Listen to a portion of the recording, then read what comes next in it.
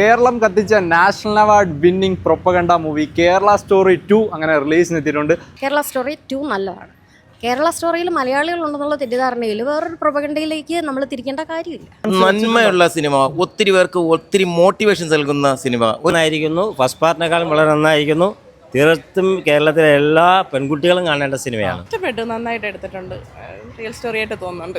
ഞാനിത് real story എന്നാണ് പേര് കൊടുക്കേണ്ടത്, കേരള സ്റ്റോറി എടുത്ത് മാറ്റാം. കുറേ കാര്യങ്ങൾ കണ്ണടച്ച് ഇരുട്ടാക്കരുത്. എല്ലാവർക്കും അവരുടേതായിട്ടുള്ള ആവിഷ്കാര സ്വാതന്ത്ര്യങ്ങളൊക്കെ ഉണ്ട്. അത് റെസ്പെക്ട് ചെയ്ത് മ്യൂച്വൽ ആയിട്ടുള്ള റെസ്പെക്റ്റോട് മുന്നോട്ട് പോകാം. തീർച്ചയായിട്ടും ഇത് തന്നെയാണ് കേരളത്തിൽ നടക്കുന്ന ഇത്തരം ലവ് ജിഹാദുകളും ഇത്തരം മതപരിവർത്തനങ്ങളും വളരെ വലുതായി ഇവിടെ നടക്കുന്നുണ്ട്. ബീഫിന്റെ മെറോട്ടയുടെ അതിനപ്പുറം ഇവിടെ നടക്കുന്നുണ്ട്. അത് പക്ഷെ നിങ്ങൾ ആരും കാണുന്നില്ല, അതാണ് സംഭവം. അതായത് യാഥാർത്ഥ്യത്തെ അംഗീകരിക്കാൻ പറ്റാത്തവരാണ് ഇതിനെ എതിർക്കുന്നത്. കാണാൻ പറ്റാത്ത ഭാഗം ഉണ്ടെങ്കിൽ നിങ്ങൾ കണ്ണടച്ചിരിക്കാൻ പറഞ്ഞാൽ മതി അവരോട്. കേരളത്തിനെ മോശമായിട്ട് അങ്ങനെ ചിത്രീകരിക്കുന്നില്ലല്ലോ അതിൽ. അതിപ്പോ മലയാളിയെ നിർബന്ധിച്ച് കഴിപ്പിക്കുക എന്നല്ല, അത് സിനിമ കണ്ടാലേ മനസ്സിലാവത്തുള്ളൂ. ഒരു സിനിമയായിട്ട് കാണുക, അതിന്റെ യാഥാർത്ഥ്യങ്ങളെ അതിന്റെ വശത്തിലും എടുക്കുക, അത്രേ ഉള്ളൂ.